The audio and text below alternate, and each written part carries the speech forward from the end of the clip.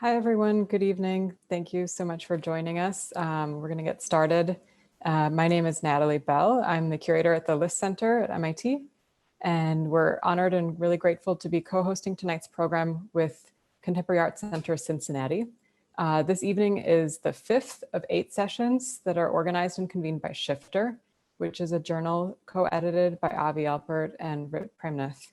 The List's partnership with the CIC came about because both of us are preparing exhibitions with Rit Premnath for next year. So on behalf of both of us, both institutions, I just want to welcome anyone who's attending or joining us tonight who is new to us or to CIC, and invite you to visit us on our websites or on social media. And for those of you who are new to Shifter, a little bit about Shifter. It is an issue-based journal that occupies a pretty interesting space where art, contemporary art, and experimental writing and critical theory come together. Each journal issue typically results from a series of public dialogues on a particular subject. And in this case, that subject is waiting. Shifter was founded in 2004 by Rit, and it's co-edited by Rit and Avi. And they will introduce tonight's series and speakers. And before I pass it off to them, I just want to mention that we are recording these sessions, and you can see any of the previous sessions in the Shifter series on the List Center's YouTube and also on the CAC's YouTube. So thank you again, and I'll pass it off to Rit. Hi, everyone. Welcome to this session of Shifter Waiting. Thank you so much to Natalie and Emily and Nick from MIT for hosting and organizing this session. And thank you to Amara, Antilla, and the team at CAC for hosting us as well. Waiting is a subject that's been on many of our minds, I think, as we continue to struggle through the pandemic and await a vaccine. Maybe there's an end in sight. But when Avi, Alpert, and I started to think about this subject in relation to Shifter, we wanted to think about the many modalities of waiting through the thinking and the art and the writing of all of these people that we've invited, ranging from enforced waiting, the waiting that of incarceration, chronic waiting, which entire groups of people are forced through, natural waiting, perhaps waiting that could be thought about outside an anthropocentric lens, and of course this sort of more existential waiting that all of us are doing all the time, a kind of refocusing on waiting not as something that we are trying to avoid, but rather as our primary occupation, but also thinking about waiting potentially as something desirable, something that we might want to pay more attention to. And I'm super excited that Margarita and Diego today will be presenting their research and thinking around waiting, which and all of this will unfold into a publication to be launched in the fall of 2021. And I want to remind everyone that we are excited to hear your voices through the Q&A function in Zoom. So as you have thoughts and questions, please put them into that, and Avi and I will moderate a discussion and read those out to our two presenters today. And I will pass the baton to Avi, who will introduce the speakers today.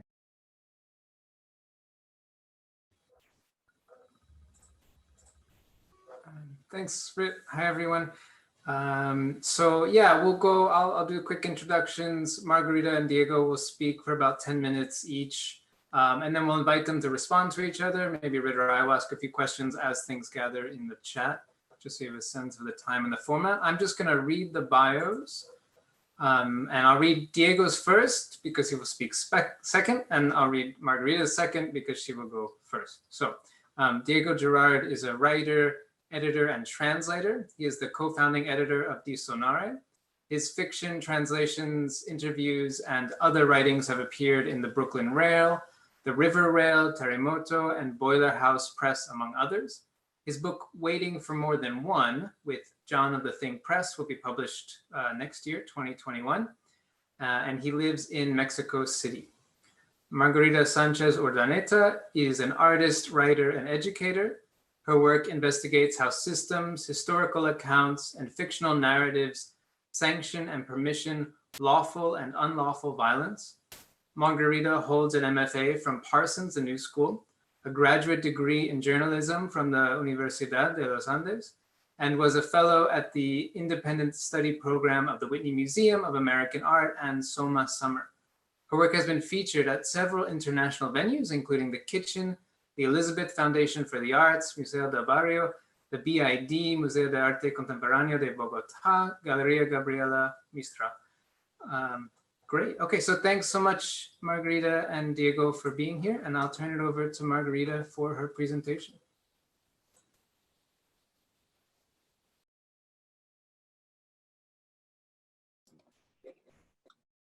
Hi, thank you, Emily, Natalie, Rit, Avi, and Diego, and also to Nick for helping us set up. So today I'm gonna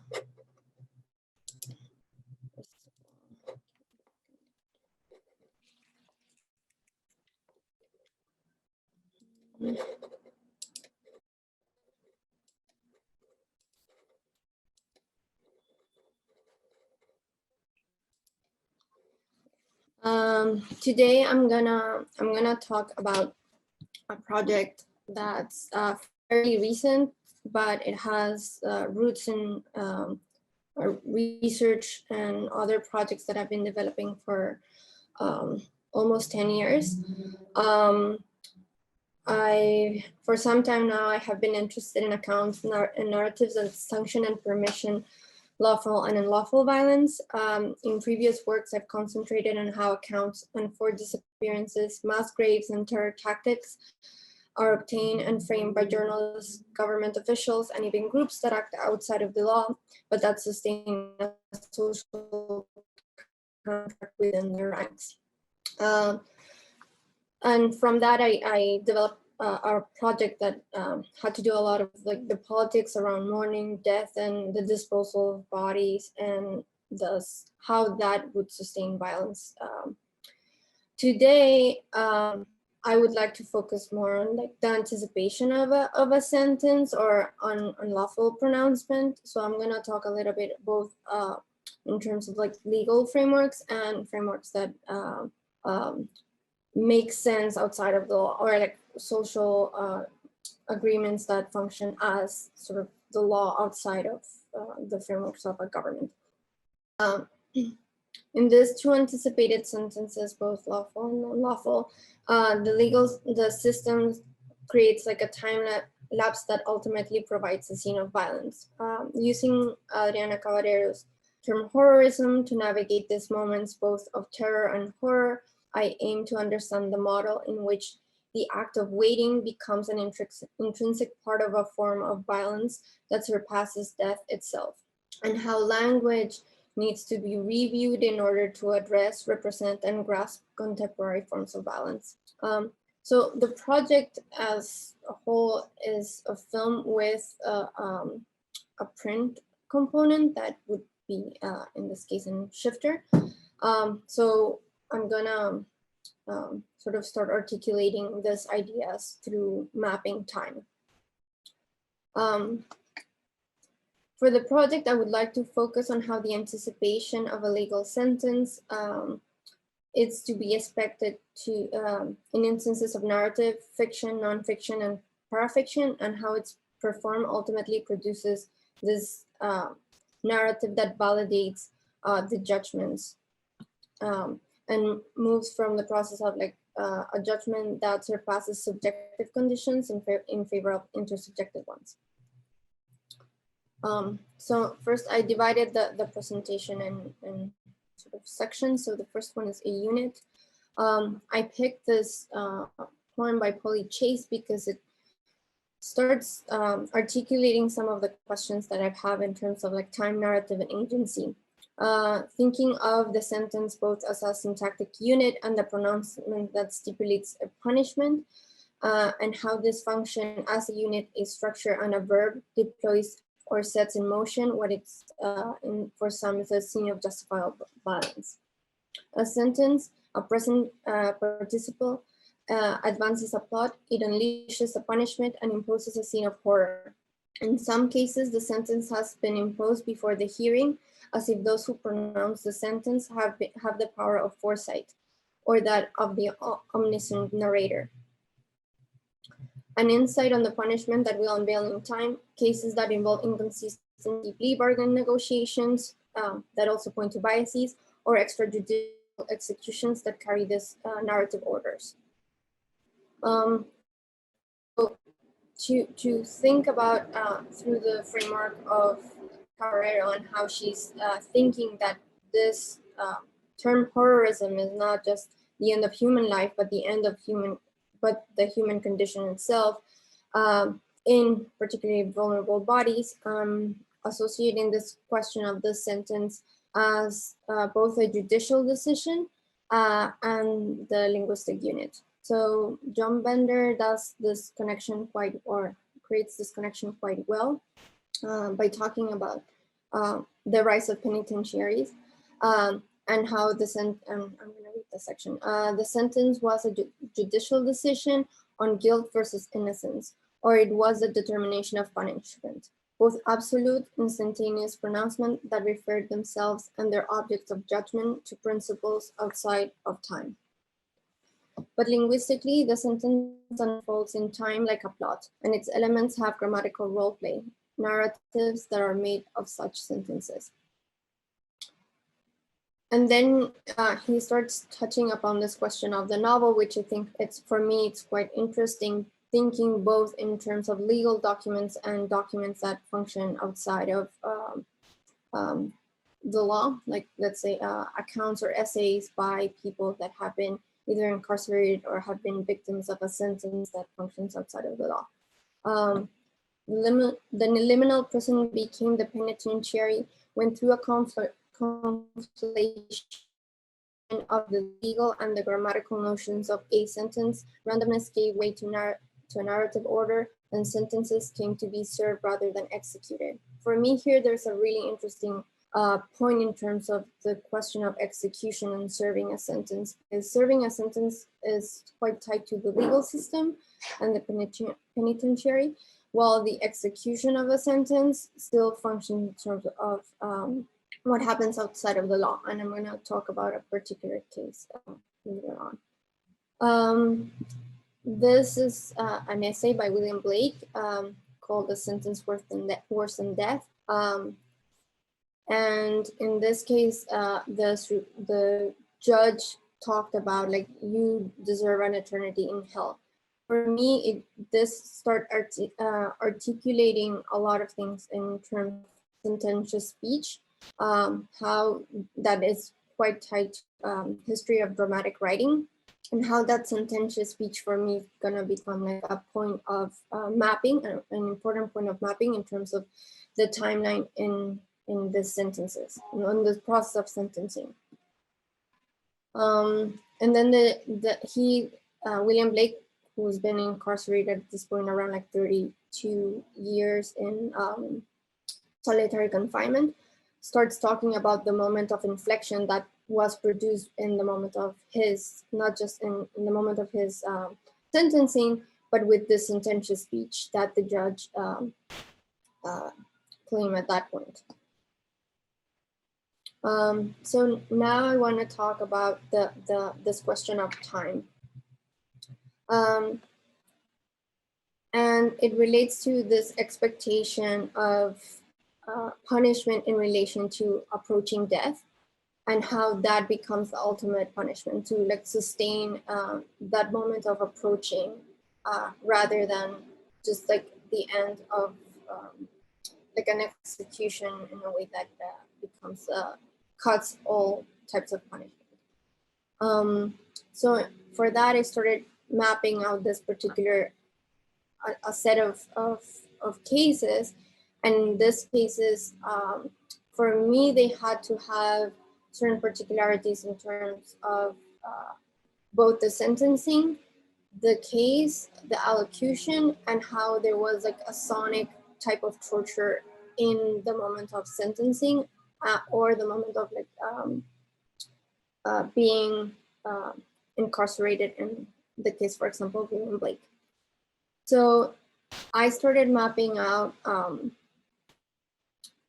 for moments of allocution, where unlike in the US,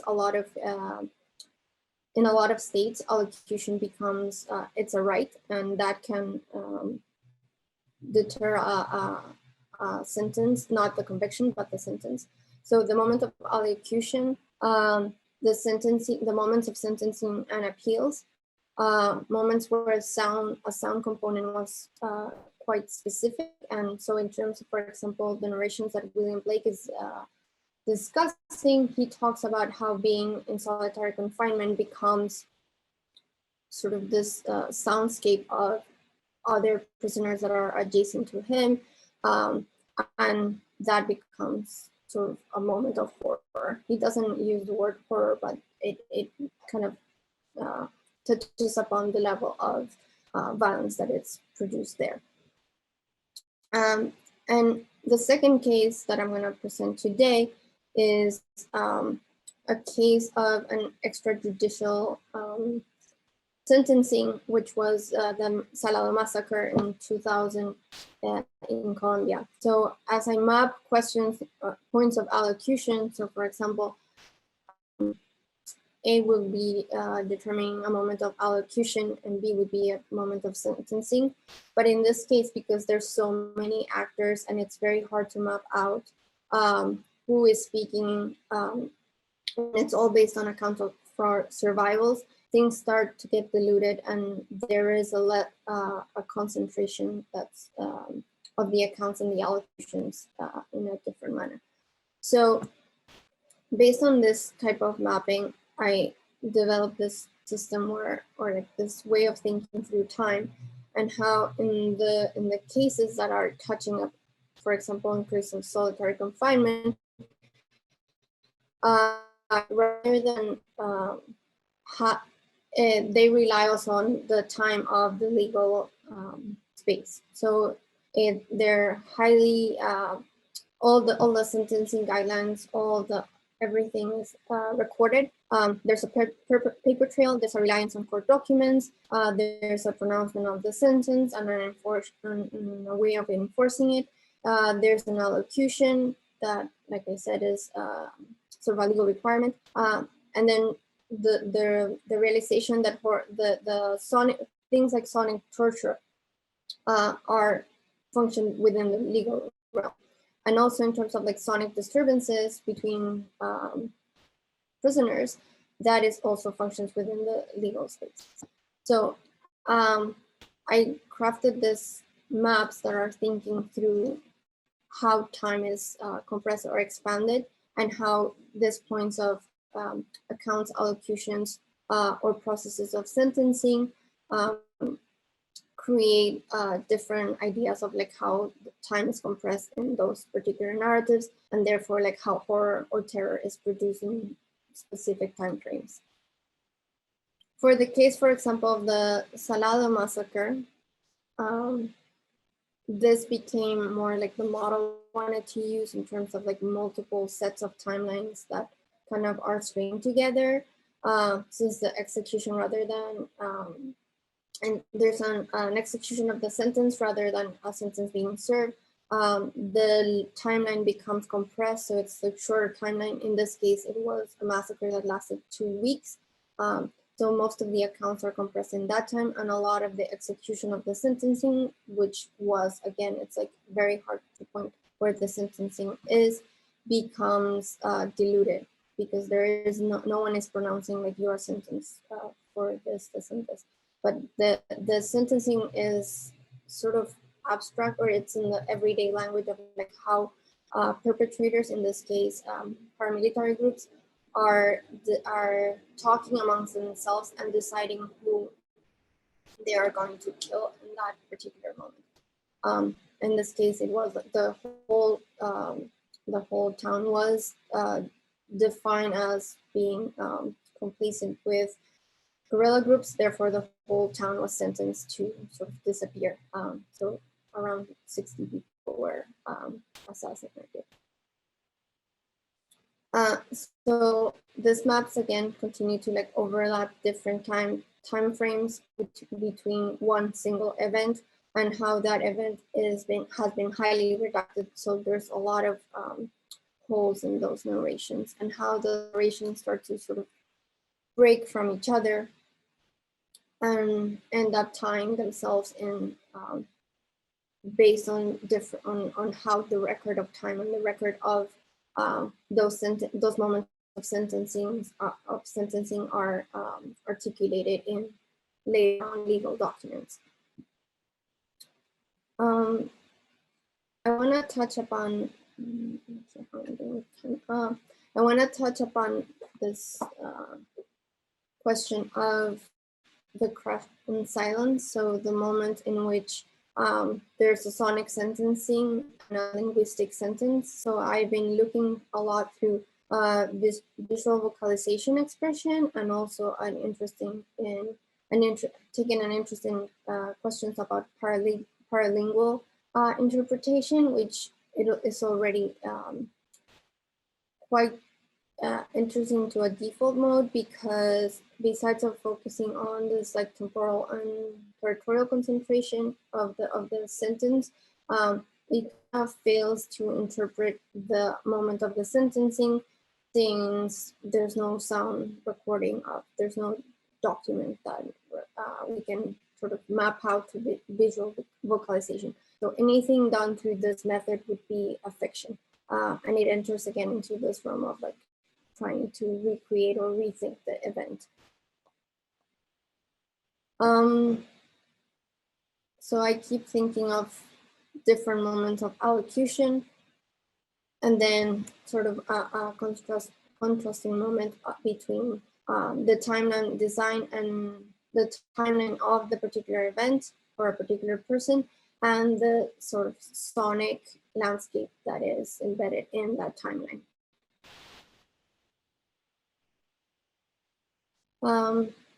And finally, thinking through this question of allocution and sonic agency, I think for me, this is the moment where the project itself is thinking, it sort of gives a turn, thinking also as the allocution as a moment in which we can rely, or not rely, but in which the account or the narrative becomes more poignant, where there is a sort of pushback against the sentencing process, or the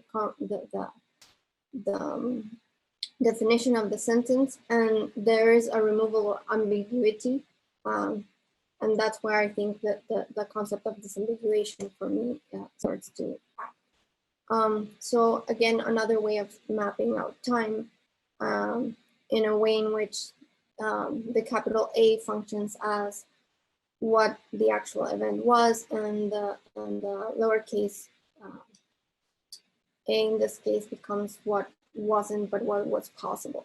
So I'm mapping out possible allocutions that would sort of counteract the overall arching narrative of the actual event.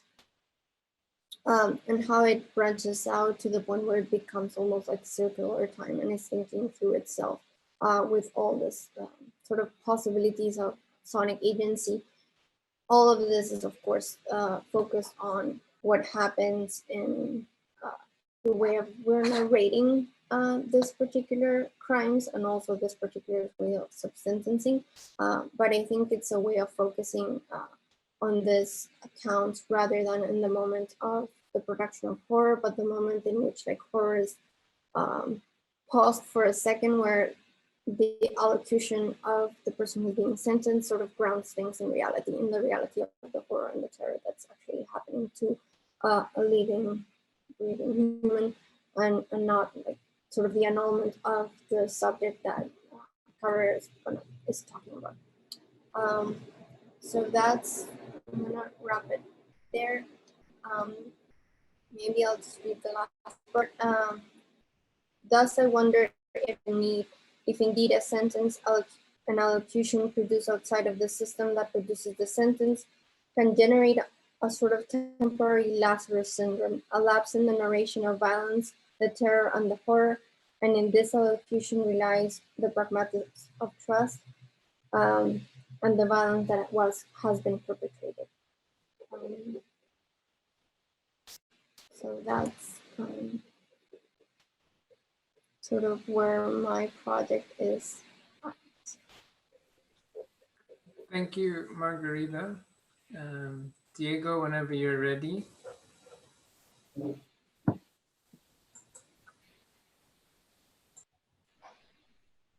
Hello, everyone.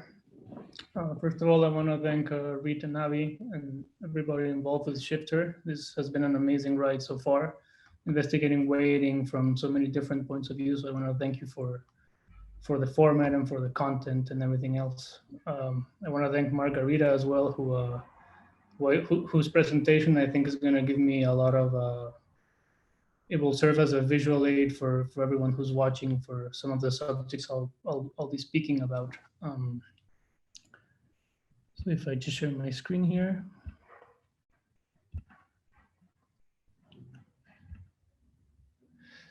So I'm going to talk about weighting in terms of forced disappearance in the drug war in Mexico, which is a crisis that's ongoing, but that has also lasted a long time.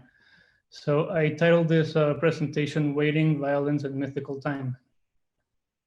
I'm going to start you off with a brief history of violence in Mexico, and it's also sort of a bit of a selective account of time as well. So 1910 to 1920, we have the Mexican Revolution, which cost so many lives, immediately followed by the Cristero War. And I really wanted to touch upon these because that's the main subjects Juan Rulfo in Padre Páramo speaks of. So he, his most famous ghost story and arguably the best ghost story of all time is based upon the dead people of the Mexican Revolution and the Cristero War. So as you can see there, I also I put the date of that book's publication, Pedro Páramo, in 1955, preceded by Waiting for Godot, which is a book that I'm intervening just to showcase the cases of waiting in terms of the forced disappearance in the Mexican drug war. A little further forward, we have the publication of 100 Years of Solitude by Gabriel Garcia Marquez, which you can just regard as a bit of a parenthesis there because it'll just be relevant in terms of a personal story. Moving a year forward, we have the student massacre at Tlatelolco, which was a student protest out of the National University, which were very violently clamped down by the government in place and the military. Right after that, we get the the first big account of the Mexican drug war as we know it today. So in 1978, the Guadalajara cartel is founded, and that sparks the beginning of a massive operation which transports drugs not only from Mexico and across the border to the USA, but also from South America to Mexico, and just providing a very complex chain of production for consumerism of drugs in America. Another bit of a parenthesis here, the year of my birth, 1984.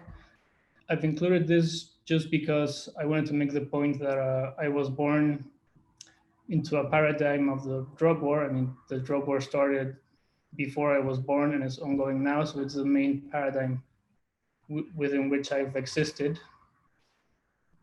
And then in 1989, we have how the Guadalajara cartel breaks down into many cartels. So that's, but what this creates is just a massive input of violence. So as the big cartel breaks down, you get many different cartels across the border and across the country, which are now competing against each other. It's important to say that the Guadalajara cartel was a big monopoly of drug distribution. a bit further forward and parallel to the international trade agreement between Canada, Mexico, and the United States, we have the insurgents of the Zapatistas in Chiapas. And then a bit further forward, we have the opening of the drug war as we know it now. So President Felipe Calderón in 2006 openly declares war on drug cartels. And what happens here is we get a lot of violence on the streets, a lot of violence in the media as well, and we're just having a daily recount of dead bodies and forced disappearances in the country. As you can see here in 2014, we have the very sad case, which I think is the most iconic in Mexico's recent history about forced disappearances, which is the kidnapping and possible murder of 43 docent students from Ayotzinapa, who were on their way to a protest and were intercepted by local, federal, of the police forces, and also by the military. So that's the biggest case we have today, and which has dominated the news ever since it occurred. So, and this is the slogan that came upon the murder and disappearance of the students. It says, "Vivos se los llevaron, vivos los queremos," which roughly translates to, "Alive they were taken, alive we want them back." And I wanted to really include this here just because, to my eyes, it has a bit of a surrealist tint, and it also has a bit of a hint of magical realist language. No, I mean, we know the students were murdered, but yet again, we're demanding them back alive. I wanted to give you also a bit of numbers, grim numbers, just to illustrate the problem and also how it's been widely documented in the last years, ever since Felipe Calderón declared the war on drugs. So from 1964 to 2020, we have a little over 73,000 people officially reported as disappeared. But a big number of those come from 2006 to 2020. So more than 90% of those. And finally, from 2006 to 2020, almost 4,000 mass graves have been found, of which 6,625 bodies have been exhumed.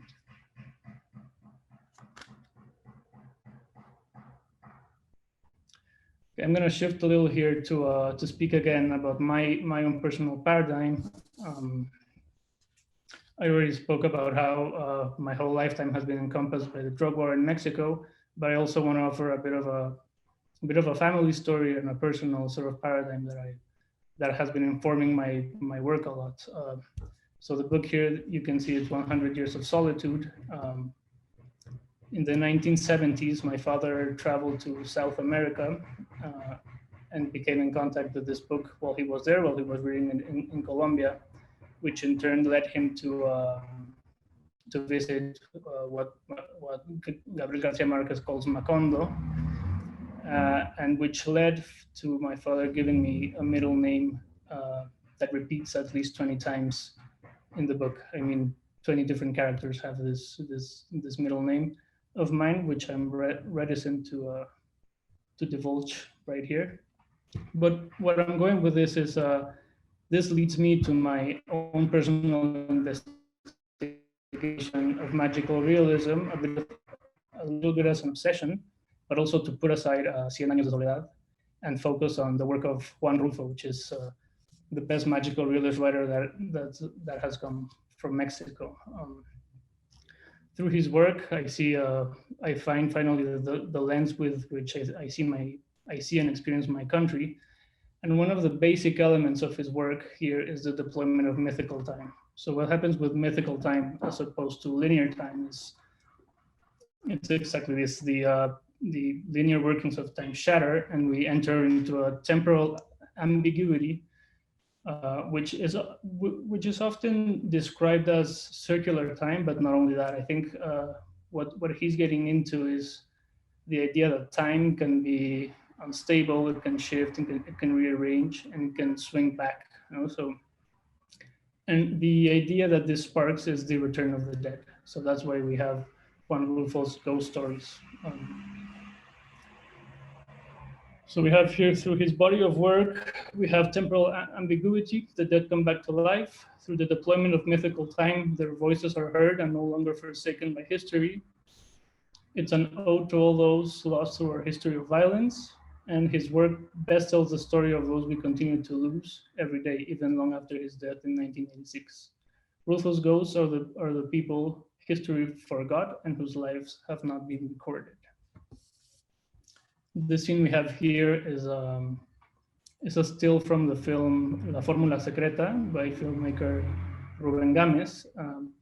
The text for the film was written by Juan Rulfo, and I think the film best captures this message of the dead voices of Mexico, because he has the character speaking directly to the screen, and I can almost see the 43 students who were murdered almost speaking to me directly from the camera.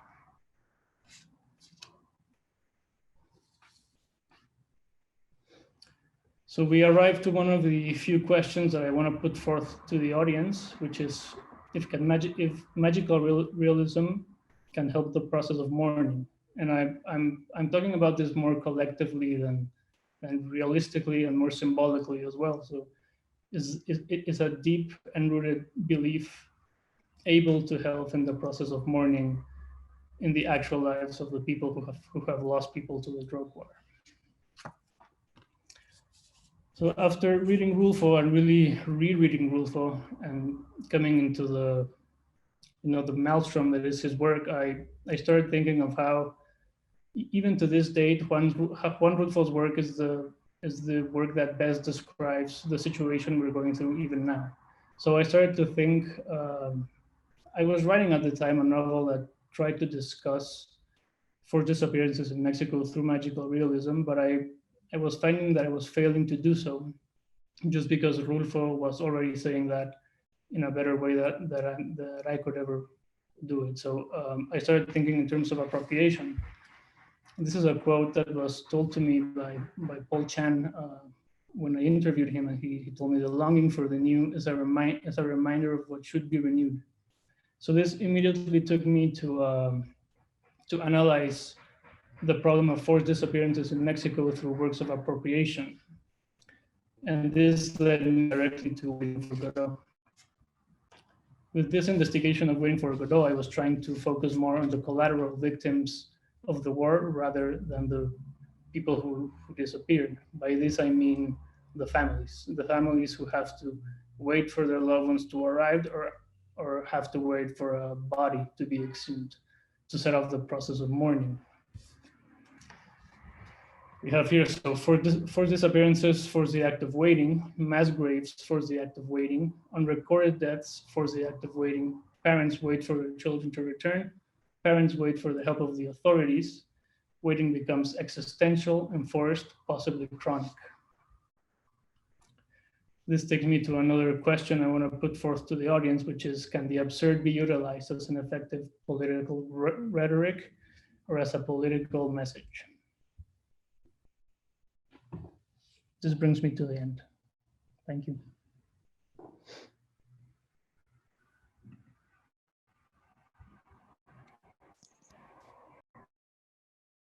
Thank you so much, Diego and Margarita.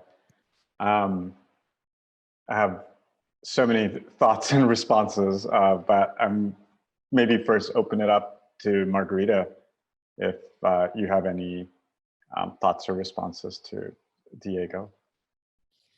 Yeah, it's very interesting to see all the points that are intersecting, and also thinking through the impact that literature has played in the sort of conversation and the way this disappearances in, I don't want to say Latin America in general, but Mexico and Colombia, and how they've been framed and sort of memorialized in this literature, but also how the literature itself is thinking the problem of time.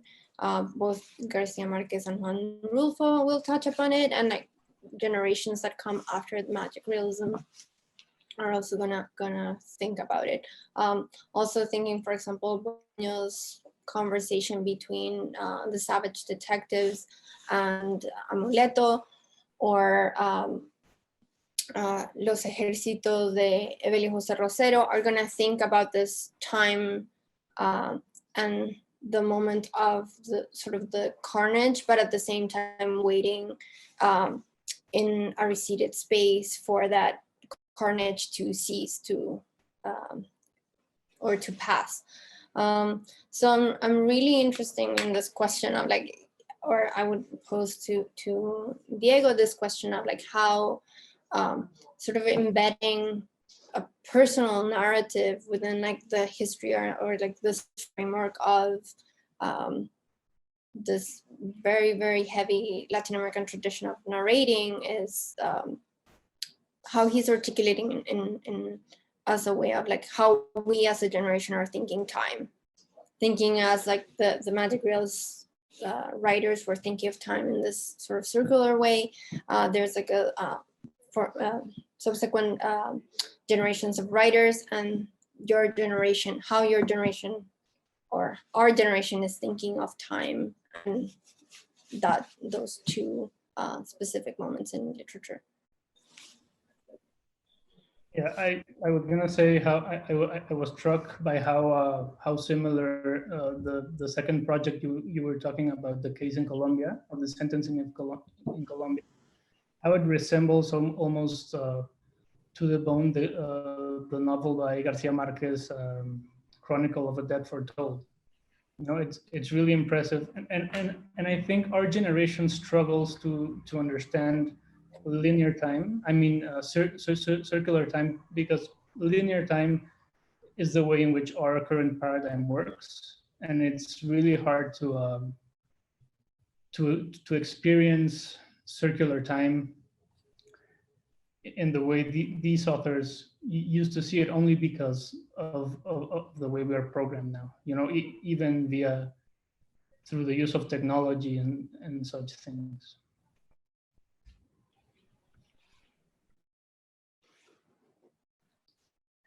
One of the things that struck me, of course, was the way in which Margarita's spirals became a way to think linear and circular time together, and create these sorts of compressions of space-time.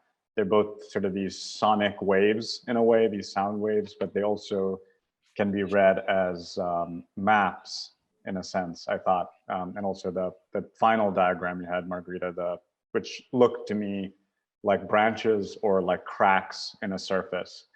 And kind of one of the things that I'm curious about for both of you, I think with you, Margarita, there seems to be in this sort of thinking of horrorism, there's a kind of impasse. There isn't really like an escape in a way, or I was not able to perceive it like a kind of escape from waiting. So the speech act that this allocution that you call it has a kind of complete power and control over the life of the person who is sentenced. Whereas when I think about your presentation, Diego, and thinking about both the figure of the ghost and the use of, I won't say circular time, but a use of a non-linear time as a way to find other ways out of the trap of linearity. And I'm interested in thinking these two different relations to time, I think, in your presentations. Mm-hmm. So one of the things that I've been thinking in terms of allocution, and the reason I sort of try to think of the presentation as notes on disambiguation, was because I also thought that for a second, allocution could, the allocution that's provided by that person who's being sentenced could provide a sense of, or a notion of, or would attach itself to disambiguation, which is sort of a clarifying moment. That I'm still thinking through it, and it might kind of pair up with what Diego was talking about, the ghost, which is like the moment, and in that case, like when you're reading an allocution from, for example, a massacre, in that point, the distance in terms of time of the narration already speaking of a ghost. So I think there is an interesting parallel, and that's why I was at the end trying to sort of evocate the image of Lazarus in terms of the allocation as something that comes out of the space of death. So there, I might have not articulated at the end, but I think there is like a pairing in what Diego was sort of thinking through. I was very struck, Margarita, as well by when you mentioned that waiting is worse than death itself. You know? So this also sparks an analysis that can be driven through linear time, but also through circular time. Because I mean, when I think about the victims who have lost children to the drug war here, and how their everyday life now revolves around going out to find them, you know, there's sort of a circularity there, in the sense of how their lives, their days are the same one after the next, you know, even and this is only a result of the absence of the body they're looking for.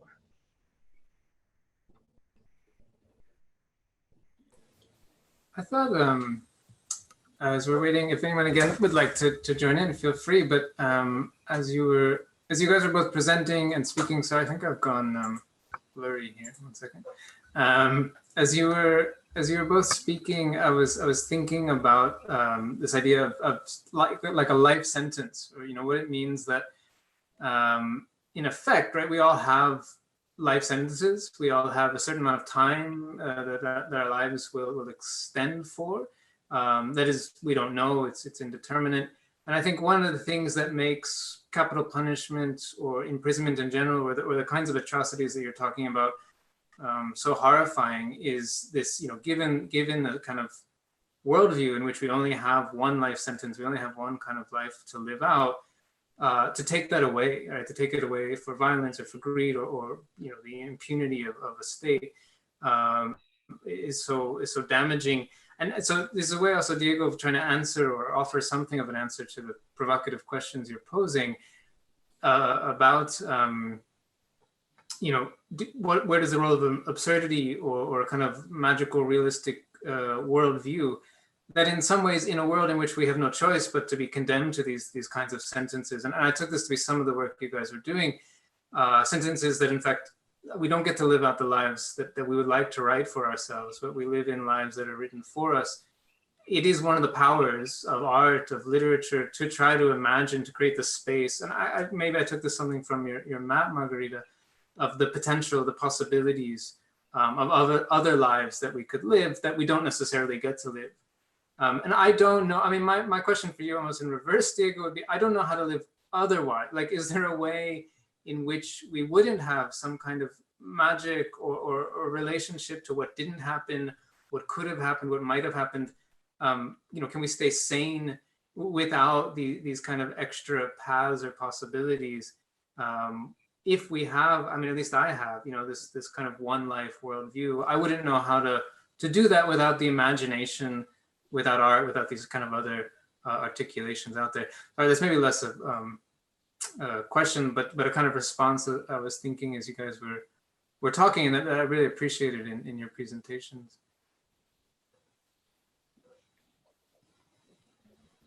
Unless I agree.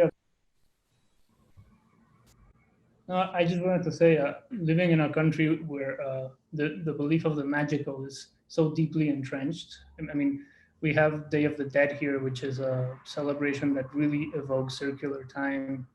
I don't know if you've heard, but we had a really deadly earthquake in 1985, which struck on September 19th, and then 32 years later, on the same day, we had another deadly earthquake of the same magnitude. So, I mean, our understanding of life in Mexico allows for a certain magic and a certain allowance of circular time as well. Mm-hmm. Yeah, I think responding to the conversation, I keep also thinking, because since I've been researching also the legal system in the US, this question of like overlapping life sentences, like you're sentenced to 10 plus life sentences, and that fulfillment ties in a very different manner in the way that how Diego was talking about it, and how 100 Years of Solitude is tackling that sort of, not to be sort of tautological, but that sentence of like living one's life over and over again, and are not feeling like there is another way of living that life. So I think like the projection in terms of temporal ambiguities becomes only, there's only refuge of those temporal ambiguities in a sense that a space that functions parallel to the moment of living. Sort of thinking also how sort of is gonna touch upon the question of the event, but it also kind of distances itself when you're thinking about like literature in Latin America because of the way of magical realism, or like how magical realism sort of determine how we're living through time. And thinking of both Beckett and I often think about, of course, Kafka's Trial. I don't think for them absurdity was a kind of abstraction of the real. I think it was very much a representation of how the world really is. And so I think in a world that's absurd, magical realism as a way of is a way of extending, in a way, the absurdity that's already present, I think. Yeah, when I started writing this project of Waiting for More Than One, which is actually a direct translation of every single line in the play into the context of the Mexican disappearances. The absurdity that I was trying to point out as well was the absurdity of how these people who look for their children who have disappeared, the absurdity of not having help by the authorities, you know, how, and they're looking for sense, but they're also looking for help, and it's something that's not arriving as much as sense isn't arriving to you know, to go in the play, you know. So. Yeah, maybe in relation to that, I wanted to ask both of you about this. Well, this word that Margarita, you brought up in your presentation, which is anticipation. And of course, like waiting, I mean, you're speaking about this sort of circularity, which is maybe I think of in relation to repetition. But anticipation, I think, occurs even in the lives of those who are condemned to death.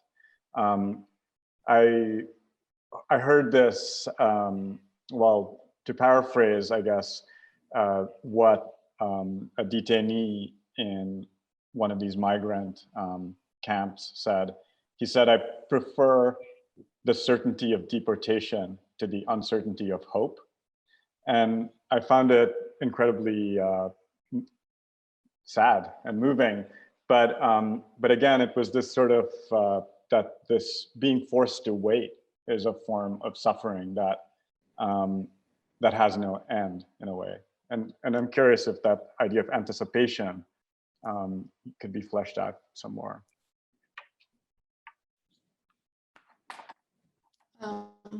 Yeah, it is. I think as it is so painful. I mean, also I think something that I didn't mention maybe about the El Salado case, which anyone who is sort of familiar with massacres in Colombia, this is one of like a fundamental case. It's because one, it lasted 2 weeks, and two, for me, in terms of like sonic space, the perpetrators created a level of anticipation that sort of overpowered any sentence, because they decided to play instruments and play music as they were killing people, as they were like, and they designed sort of this games.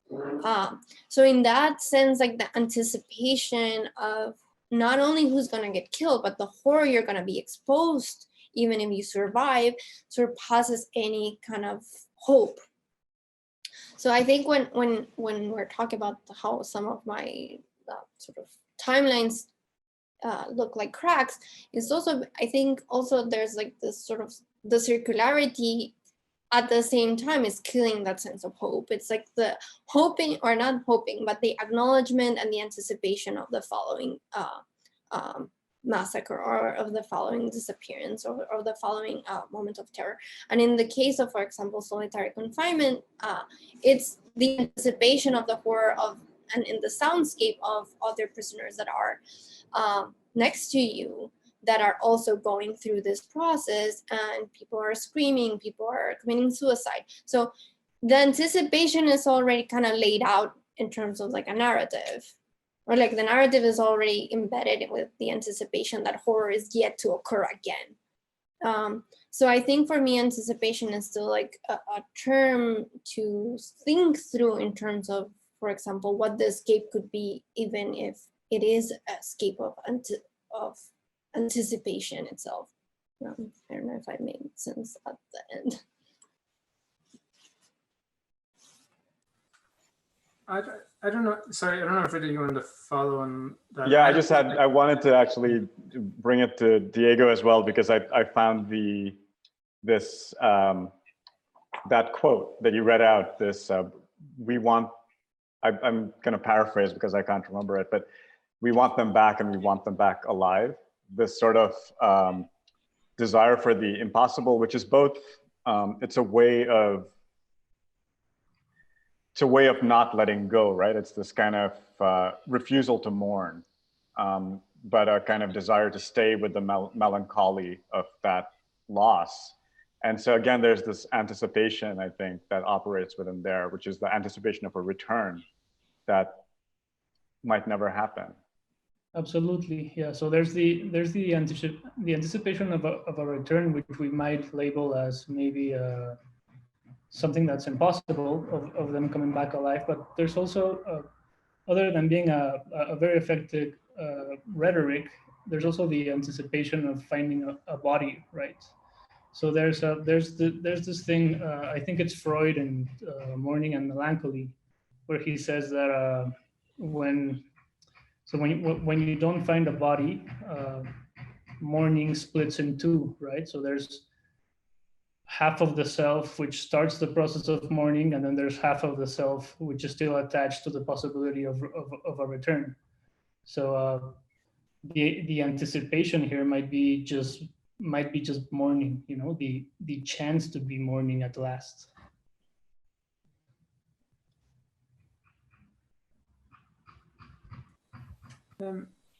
We're sort of approaching 6:30. I know we started a few minutes late, so if anyone hasn't put in a question, feel free.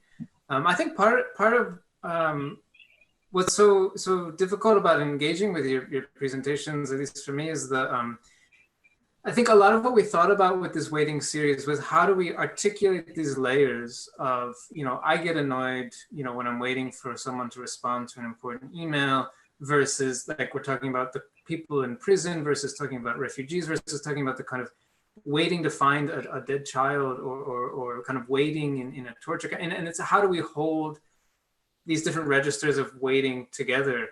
And I think your presentations really, really brought out the depth of that difficulty. As we're sort of thinking about, how are we waiting, and what does the world look like in waiting? And what are the extreme difficulties of the possibilities of that situation? And I noticed, Diego, you put your same birth year as mine and Margarita's, I believe, 1984, in your presentation. But I don't. It's not to ask your personal story, but it's sort of interesting to think about, how do we relate to these worlds around us that maybe are very personal for you. Again, I don't know, but in other times are, for me at least, are trying to understand a world that I don't necessarily experience immediately, but I know is produced in some way. The conditions which makes my life somewhat easy are related to these. It's not independent of me. Especially these kind of Cold War dramas. So, I'm curious if you had thoughts on, how do you relate your personal story? Is it just to sort of say like, okay, here's a mark in time, here's where I fit in here? Or is this in some ways connected to you in other modes in the work? Again, not to pry in a sense, but kind of how you're processing it. And we also, if you don't like that question, there's also a question in the Q&A that I can put on the table as well, and then maybe because also we're out of time. And this is from Oscar. He says hi and thanks for both presentations. And the question is there a space for reparation in your projects? And if so, what would it look like?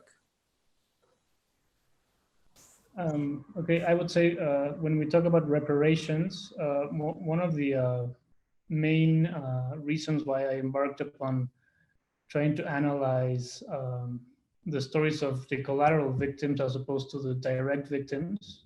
When I say that, I mean the mothers and fathers of those who have disappeared, is because I think that the narrative we've been told in the media about them has been very unfair. So one of the aims of this is to really restore humanity to them as well, and not just think of them and pity them as victims. I mean, their daily lives allow for laughter, allow for happiness as well. It's not only searching for their dead children. I don't know if that responds to that, but that's the aim.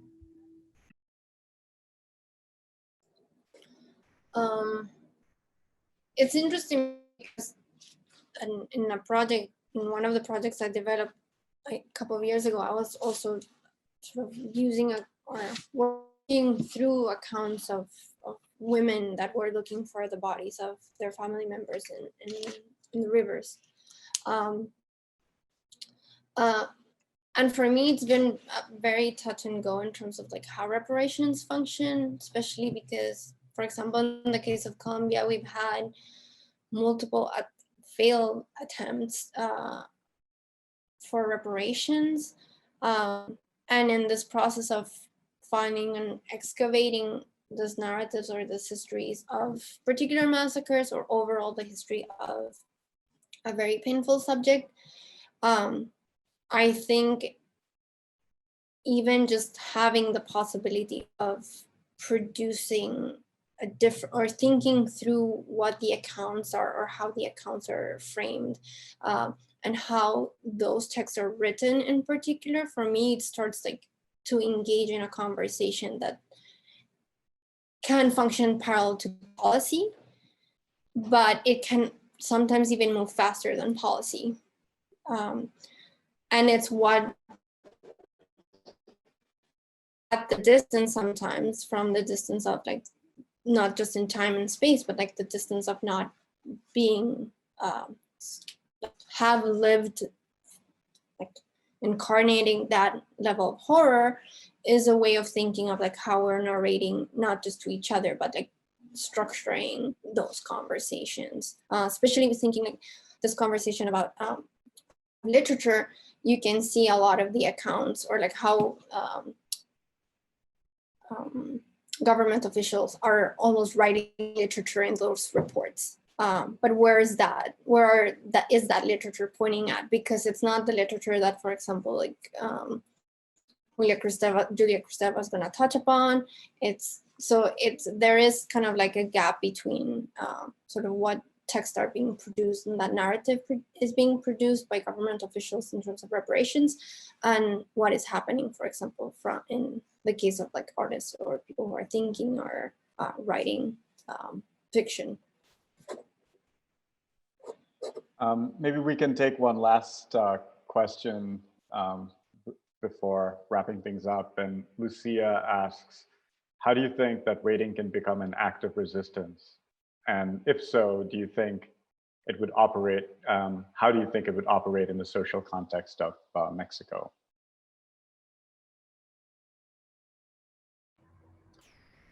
I would answer that an act of resistance in waiting in Mexico is just stand by side with those who actually have to wait, and really elevate their voices. There we can really take waiting as resistance, because if not, I mean, I don't know where we're at.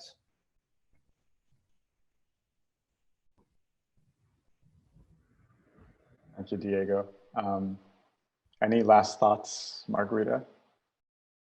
Thank you for a really interesting discussion, especially this thinking of time, not just like waiting, but how time develops within waiting in parallel spaces. And thank you, Diego, for a really interesting like connection in terms of our histories of violence. Thank you both. I'll read one last comment from Sophia Casarin. She says, thank you all for this. This has made me think about the idea of anticipation in relation to Diego's presentation and waiting within the crisis of disappearances in Mexico. A question, a comment would be in relation to the others, not those waiting for their children to come back or waiting for help from the authorities, but the anticipation and waiting for everyone else that lives within the paradigm in which we're always anticipating the possibility of disappearance. And I think that's a nice note to end on, where she really pulls those two layers apart, the metaphysical aspect of waiting and the real reality and difficulty of waiting. So with that, thank you both so much. I'm sure there are many more questions and a lot more to unravel. I want to remind everyone who's here that our next event with Matthew Metzger and Jane Norris is on January 28th. So please put that on your calendars and come back for the next Shifter session. So thank you so much, Diego and Margarita. Thank you, Avi. Thank you, Reed. Thank you, Margarita. Thank you. Thank you.